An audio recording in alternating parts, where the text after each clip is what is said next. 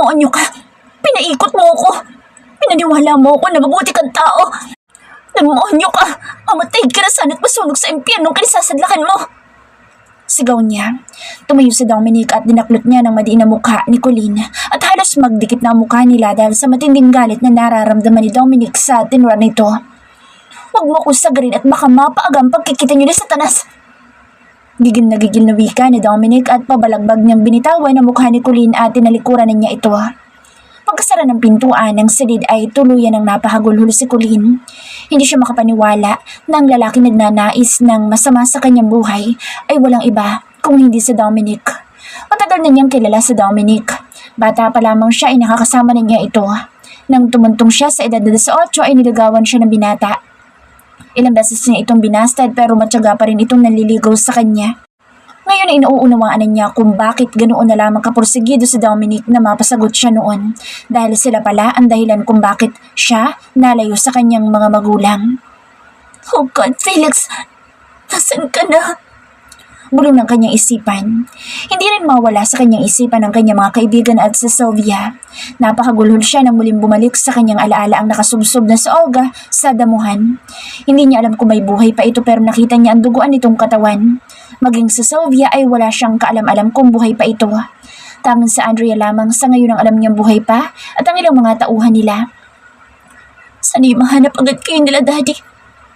Bulong ng kanyang isipan habang walang patid na umiiyak. Demonyo ka, Dominic. Papatayin kita kapag nakatakas ako dito. Demonyo ka. Anya at hindi siya nakakasigurado kung naririnig ba siya ng mga ito. Mabilis na nakarating ang ama ni Colleen sa pinangyarihan ng labanan, ngunit hindi na nila naabutan pa si Colleen. Wala na ang kanyang anak at ang mga katawan ng mga tauhan nila at ilang katawan ng mga kalaban na lamang ang inabutan nila. Hanapin yung anak ko! Huwag kayong titigil hanggat hindi ninyo nahanap ang aking anak! Malakas na sigaw ng ama ni Colleen. Napalingon sila na makarinig sila ng ilang pag-ungol sa may gawing damuhan kaya nagmamadali nila itong nilapitan. Andrea! Nasaan ang anak ko? Ani Senyor Andrade. Dito! Buhatin niyo si Andrea at sakay niya agad sa sasakyan! Malakas na utos dito sa mga tauhan niya. Nilapitan naman niya ang nakadapang si Olga at pinulusuhan niya ito. Nakahinga siya ng maluwag na malamang buhay pa ito. May tama ito ng bala sa tagiliran nito kaya binuhat agad niya ang dalaga upang maisakay sa sasakyan at inutusan ng mga tauhan niya na dalhin agad ito sa ospital na pag-aari ng mga Davant. Muli siyang bumalik sa may damuhan at hinanap naman ang katawan ni Sylvia. Mabilis naman niyang nakita ang katawan nito at katulad ni Olga ay buhay din ito pero may tama ito sa kanyang balikat at daplis ng bala sa kanyang ulo. Binuhat din niya ang kanyang pamangkin at maingat na naisakay sa isang sasakyan. Tinawag agad niya ang mga tauhan nila upang maihatid agad ang pamangkin niya sa ospital ng mga Davant. Dalhin niyo sa Sylvia sa ospital. Ingatan niyo ang pamangkin ko. Siguraduhin niyo na askasin agad nila pagkarating na ospital. Wika niya.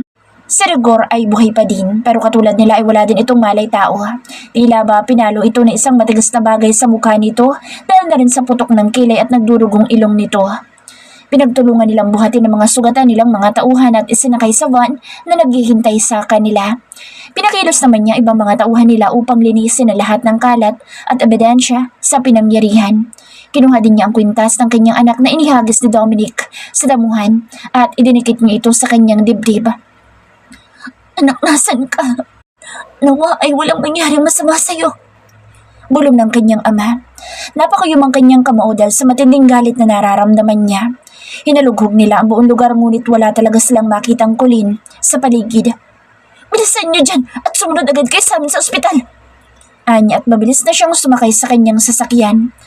Pagkarating nila ng ospital ay pinuntahan agad nila ang kinaroroonan nila Sylvia ngunit nasa operating room na ito upang tanggalin ang bala sa katawan nito. Dumating ang ama ni Felix at ni Henry sa ospital at agad na pinuntahan ang ama ni Colleen na nakaupo at naghihintay sa pagbukas ng operating room. Ano nangyari? Ani ng ama ni Felix na humahangos na lumapit kay Senyor Andrade. Hindi ko mahanap ang anak ko. Ito na lamang ang inabutan ko at ang mga sugatang kaibigan at tauhan niya. Sa Sylvia ay nasa loob dahil may tama siya ng bala sa kanyang balikat at sa kanyang ulo. Daplis lang ang sa ulo niya pero malalim ito. Ang mga kaibigan ng anak ko ay nabigyan na din ng agaran lunas. Sa Olga, ligtas na din pero kailangan salina ng dugo. Buti na lamang at may available silang dugo para sa kanya. Anya, may tama naman ang baril sa Andrea sa hita at putok ang kanyang kilay. Sa tingin ko'y may tumamang matigas na bagay sa kanyang mukha. Ang mga tauhang sugatan ay nasa mansyon at ginagamot na ng mga doktor ng pamilya namin. Kasama na doon ang ilang mga tauhan ni Felix sa pamumuno ni June. Sa tingin ko, pinagplanuhan ang pagtambang sa kanila. Tumawag sa akin sa Felix kanina at sinabi niyang sa Dominic Pollux at ang ama nito na si Wago ang may pakana na lahat. Tulungan niyo akong hanapin ang anak ko. Baka kung ano na nangyayari sa kanya. Kilala ko ang mga Pollux na walang puso't kaluluwa. Mahabang detalye ng ama ni Colleen. Tutulungan ka namin. Pauwi na sila, Felix. Wala pa siyang alam tungkol sa nangyayari.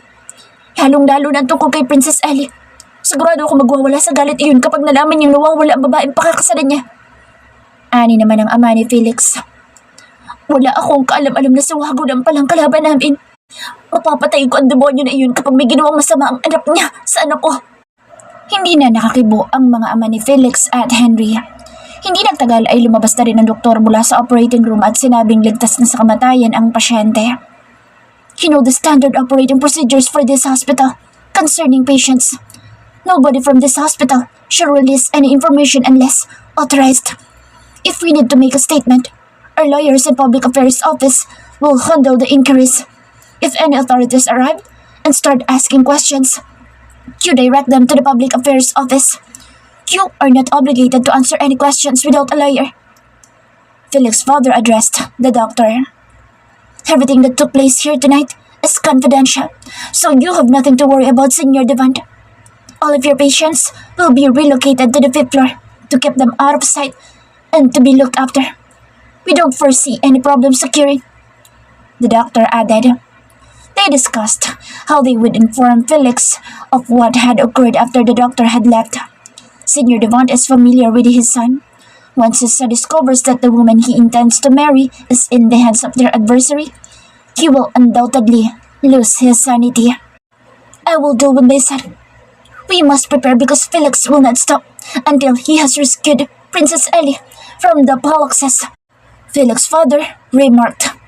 Hindi nagtagal ay sinabihan na sila ng mga nurses na nasa private room na ang mga pasyente nila. Kanina pa nila gustong makyat pero hindi pa sila hinahayaang makapasok sa loob.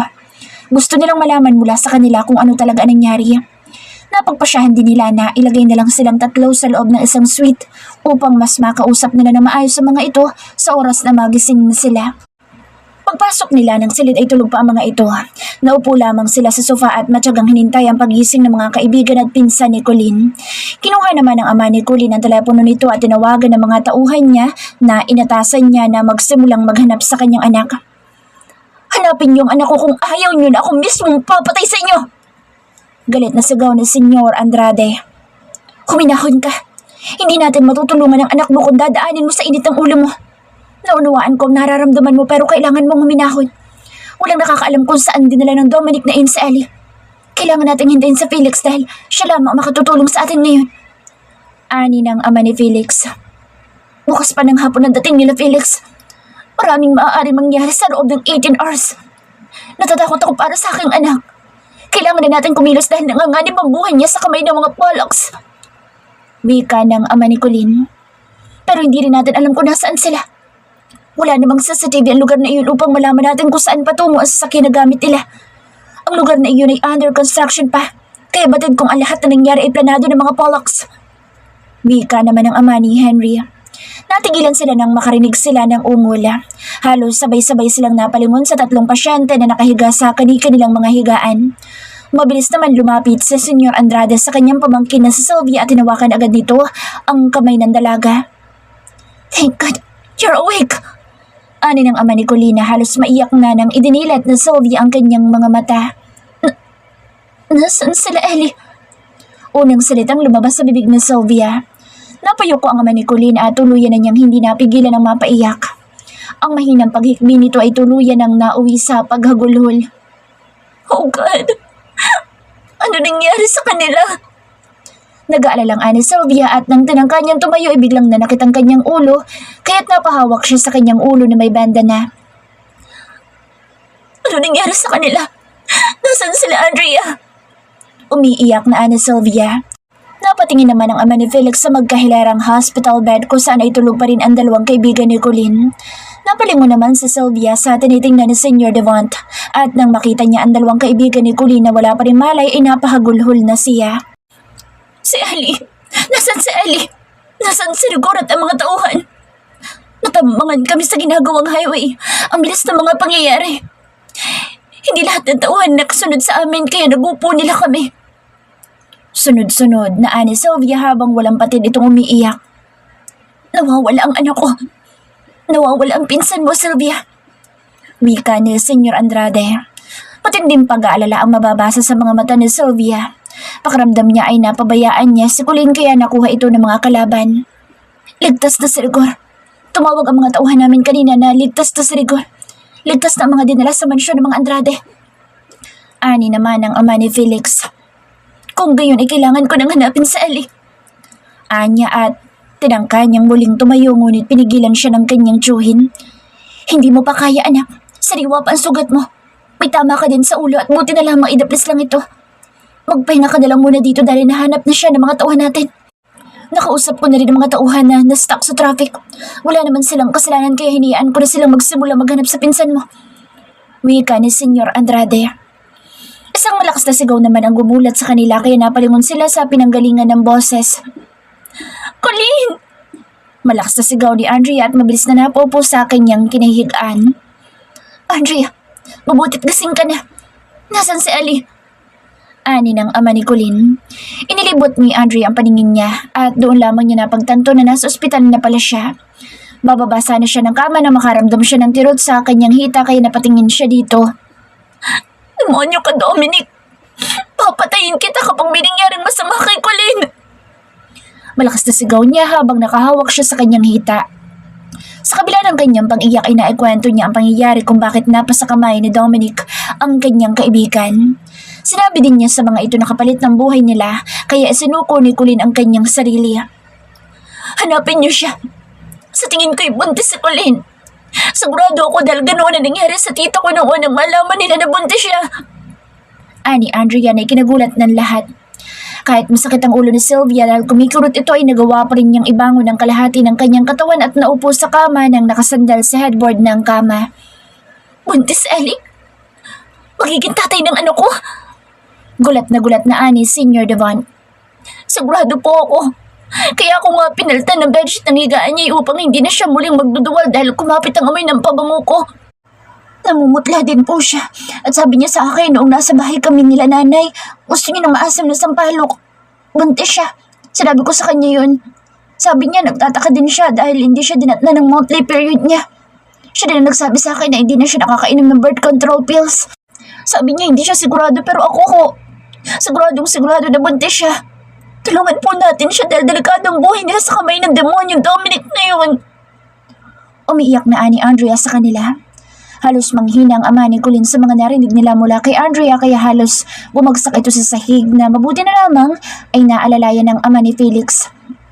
Buntis ang anak ko, Panginoon ko. Kailangan na nating mahanap ang kinaroroonan nila. Ani ng ama ni Colleen na hindi na mapalagay matapos niyang malaman ang mga sinabi sa kanila ni Andrea. Kung ganoon, kailangan na natin kumilos habang wala pa sa Felix. Tutulungan ko kayo sa paghahanap sa kanya. Ani Sylvia. Umiling naman ang ama ni Colleen. Kahit ipilit ni Sylvia ay wala siya magagawa sa ngayon dahil bagong tahi ang mga sugat nila. Hindi sila kakayaan ng mga doktor na makalabas ng ospital na ito hanggat hindi bumubuti ang kanilang kalagayan. Maayos lang ho ako, Uncle. Kailangan ko mahanap si Colleen. May sunumpan akong pangako na poprotektahin ko siya pero hindi ko nagawa. Isa akong walang silbing kanang kamay niya. Wala akong silbing pinsan. Tumatangis na ani Sylvia. Ginawa mo ang lahat, Sylvia, at nagpapasalamat ako sa mga nagawa niyo sa anak ko. Pero sa ngayon, wala kayong magagawa kung hindi ang manatili dito at magpagaling. Darating sila Felix bukas.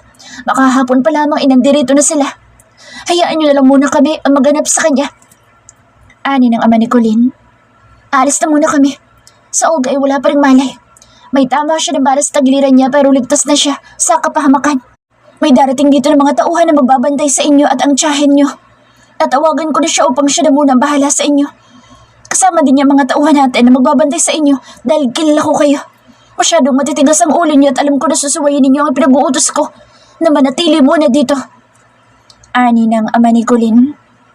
Kung gayon ay hindi na natin ang iyong asawa upang makasiguro tayo na hindi sila gagawa ng kahit na anong hakbang na maglalagay ng buhay nila sa panganib. Ani naman ng ama ni Felix. Hindi naman nagtagal ay dumating na rin ang ina ni Colleen na walang patid sa kanyang pag-iyak. Mahigpit naman siyang niyakap ng kanyang asawa habang pinapaliwanag sa kanya ang mga nangyari. Gawin mo lahat upang mahanap po si Ellie. Mangako ka sa akin, Miguel, na gagawin mo lahat upang mailigtas mo nag-iisa nating anak. Ani ng ina ni Colleen. Pagkatapos ng mahaba-habang pagpapaalamanan, ay umalis na rin sila. Nilapitan ni Senyora Andrade ang pamangkin niya at mahigpit niya itong niyakap. Walang tigil ang paghingi ng paumanhin ni Sylvia sa kanyang tiyahin dahil pakaramdam niya ay nagpabaya siya kaya nakuha nila Dominic si Colleen. Wala kang dapat ihingi ng tawad sa akin. Ginawa mo ang lahat upang matulungan mo ang iyong pinsan. Kahit na malagay pa sa kapahamakan ng inyong mga sarili. Salamat. Dahil nabigo man kayo, ginawa naman ninyo ang lahat upang maprotektahan siya. Umiiyak na ani Senyora Andrade. Nang maghiwalay ang katawan nila, nilapitan naman niya si Andrea na hindi pa rin tumitigil sa kanyang pag-iyak. Sorry din po. Dahil wala kaming nagawa upang ipaglaban namin sa Colleen. Sorry po talaga. Anya at isang mahigpit na manayakap ang iginawad niya sa dalaga. Huminga ng malalim ang ina ni Colleen. Tumingin siya sa mga tauhan nila na nasa loob din ng silid ng ospital. Tumango ang leader ng army ng mga Andrade kaya isang ngiti ang namutawi sa labi ng ina ni Colleen. Kinuha niya ang dalawang kamay ni Andrea at salita niyang tinignan si Sylvia at si Andrea. Nagtataka man sila ay hindi naman sila kumikibo, tinihintay lamang nila na magsalita ito. Muling huminga ng malalim si Senyora Andrade at nagsimula na siyang magsalita, kaya mataman lamang na nakikinig ang dalawa sa kanya. Kailangan natin mahanap ang anak ko. Ngayong munti siya, kailangan natin kumilos. Magpagaling kayo agad dahil itatakas ko kayo dito upang hanapin natin ang aking anak. Hindi ako maghihintay lamang dito ng balita na magagaling sa kanila. Nakausap ko ng mga tauhan at nasabi ko na sa kanila aking plano. Kung bukas o sa susunod na araw, ay kaya na ninyong tumayo nang hindi magdurugo ang sugat niyo. Hahanapin na natin ang aking anak. Kaya ngayon pa lang ay magpahinga na kayo at magpagaling. Wika ng ina ni Colleen at isang malaking ngiti ang sumilay sa labi ni Andrea at ni Sylvia. Si Olga ay mananatili dito dahil siya ang may malubhang tama. Ikaw, Andrea, kung kakayanin mo ang maglakad nang hindi nahihirapan ay isasama kita. Pero kung mahihirapan ka dahil sa ang hita ang may tama sa iyo, mananatili ka na lang dito upang ipaalam sa amin ni Sylvia ang pagdating ng asawa ko dito. Kapag nalaman ng asawa ko ang ginawa ko, sigurado ako magagalit yun. Pero wala na siyang magagawa pa dahil hindi ako tatagal lang dito at maghihintay. Si Rigor at sila Joe na makakasama natin. Sylvia, sa paghahanap sa aking anak. Tandaan mo, Andrea, tatawagan mo agad ako upang ipaalam sa akin ang galit ng asawa ko. Bago kami umalis, bibigyan kita ng telepono na magagamit mo upang makausap kami. Maliwanag ba sa iyo mga sinabi ko? Mahabang ani ng ina ni Colleen. Tumango naman agad si Andrea dahil kahit naman siya hindi siya sigurado kung makakalakad agad siya. Hindi katulad ni Sylvia na sa balikat lang ang tama at dapli sa ulo. Makakaasa po kayo na gagawin ko ang parte ko. Kung hindi man po ako makakasama, mag-iingat po kayo sa inyong gagawin. Wika niya at isang ngiti ang sumilay sa ina ni Colleen. Bukas ay darating sila Felix at nasisigurado ko na ang magiging galit niya kapag nalaman niya nangyari sa anak ko. Hindi yun titigil upang mahanap niyang aming anak kaya sasabayan namin sila upang mas mapadali natin ang paghahanap kay Ellie. Wika niya. Tumango lamang sa kanya ang dalawa. Kanina pa hindi mapakali si Sylvia dahil kung siya ang susunod, ngayon pa lang ay gusto na niyang umalis upang mahanap na agad ang nawawala nilang pinuno. Pagkalapag ng eroplano ay hindi na nag-atubili pa si Felix. Mabilis silang lumabas at lumulan sa sasakyang naghihintay sa kanila. Bilisan niyong pagkilos! Sigaw niya sa mga kasama niya. Pagkasakay nila ng sakyan ay mabilis na rin itong marurot. Sa halip na sa mansyon nila, ay dumiretso na agad sila sa mansyon ng mga Andrade. Hindi na siya mapalagay pa dahil malakas ang kutob niya na may nangyayaring hindi maganda sa kanyang minamahal. Bilisan niyo! Kailangan ko malaman ang nangyayari sa mapapangasawa ko! Anya, kinuha niya ang telepono niya at muli niyang tinawagan si Colleen, ngunit sa mailbox na lamang ito dumediretso. Kumakabog ang dibdib ni Felix dahil sa matinding takot at pangamba na kanyang nararamdaman. Tinawagan niya si Sylvia at ilang saglit lamang ay sinagot din agad ito ng pinsan ni Colleen. Oh, thank God! Alam niyo bang nag-aalala ako kay Colleen dahil hindi niyo sinasagot ang mga tawag ko kahapon pa? Ibigay mo sa kanya ang telepono dahil kailangan ko siyang makausap. Gusto ko malaman kung may kilala siyang Dominic Pollux. Ani Felix. Hindi naman nagsasalita ang nasa kabilang linya kaya napakunot ang noo ni Felix. Muli siyang nagsalita at tinignan pa niya ang kanyang telepono dahil baka wala lang siyang signal. Pero nakakall pa rin sila kaya muling tinapat ni Felix ang telepono niya sa kanyang tenga. Sylvia, naririnig mo ba ako ha?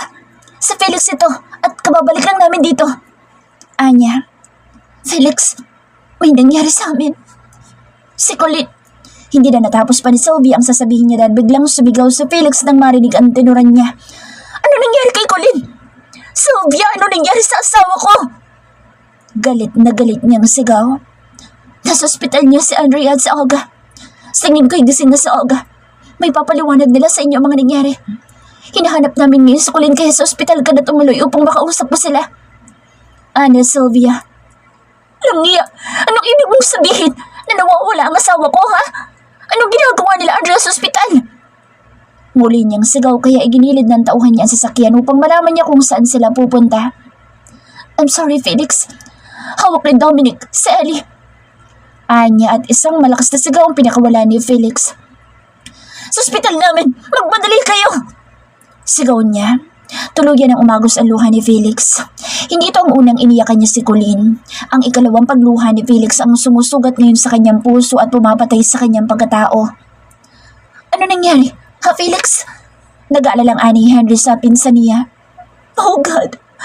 Hawak ng Dominic ang asawa ko! Hawak na niya si Colleen! Ani Felix na halos hindi na niya mabigkas pa dahil sa kanyang pag-iyak. Pakiramdam niya ay biglang gumuho ang kanyang mundo at nangihina siyang napayuko na lamang. Huwag kang panghinaan ng loob, bro. Tayo ang tinaguri ang pinakamagaling na organisasyon at alam mo kung ano ang kakayahan mo. Hanapin natin sila upang buuin ang prinsesa mo at pagkatapos, ipaparanas natin sa kanila ang lupit ng ating paghihiganti. Ani Henry sa kanya. Nasa ospital ngayon sa Andrea at sa Olga. Hindi ko pa alam kung ano nangyari sa kanila. Natatakot ako para kay Colleen. Subukan niya nang nasaktan si Colleen, siguraduhin ko sa kanya na magmamakaawa siya. Natapusin ko ng buhay niya. Nanggigigil na ani Felix. Pagkarating nila ng ospital ay halos takboy na ni Felix kung saan palapag sila itinuro ng nasa information desk. Hindi na siya makapaghintay na makausap sila Andrea kaya tinakbo na niya ang silid na kinaroroonan ng mga ito nang bumukas ang elevator. Halos magiba ang pintuan ng pwersahing buksan nito ni Felix kaya gulat na mga tauhan ang bumulaga sa kanila. Andrea, ano nangyari kay Colleen?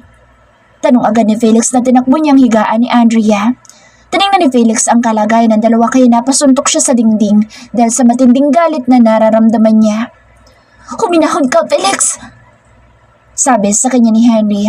Ang mga tauhang inabutan nila sa loob ng silid ay hindi naman makakibo at hindi makatingin kay Felix. Sabihin niyo sa akin kung ano nangyari. Paano kayo natambangan samantalang napapalibutan kayo ng mga tauhan ng organisasyong kinabibilangan niya? Paano nangyari na nakuha sa inyo si Colleen? Kilala ba ni Colleen si Dominic Pollux? Nakakilala niyo ba ang lalaking yun? Sunod-sunod na tanong ni Felix sa dalawang magkaibigan. Siya, si Dominic Villafuerte. Binata na siya noon nang makilala namin siya. Lagi niya kaming sinasamahan noong bata pa kami kapag naglalaro kami sa gilid ng kalsada. Siguro nasa edad siyam kami noon habang siya na may nasa 17. Hanggang 18 taong gulang na. Nang magdalaga kami, nagsimula siya manligaw kay Colleen. Pero kahit kailan hindi siya binigyan ng atensyon ni Colleen. Hanggang sa dumating ka sa buhay niya kaya nawala na sa picture si Dominic. Hindi Pollux ang pagkakakilala namin sa kanya. Isang Villafuerte ang pagkakakilala namin sa kanya at nakatira siya sa Makati.